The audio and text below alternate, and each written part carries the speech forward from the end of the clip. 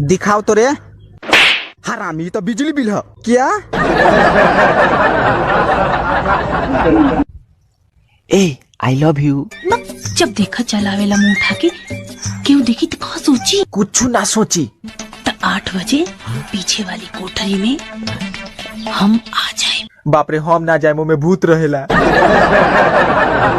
माई रे हई देख कितना गहना लिया बने। कहाँ से रे? चुरा के ले ले हो? ना तब कहाँ से? बोल।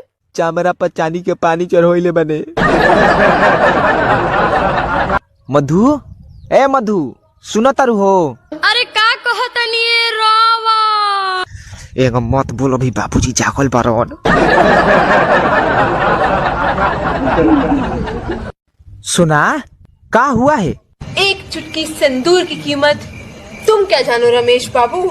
अरे बताओ ना का हुआ है, हमसे नाराज हो का? एक चुटकी सिंदूर की कीमत तुम क्या जानो रमेश बाबू? सेनूर तो सुन ले, पहले हम सेनूरे बेचत रहनी, 2 रुपया के इतना मिलेला।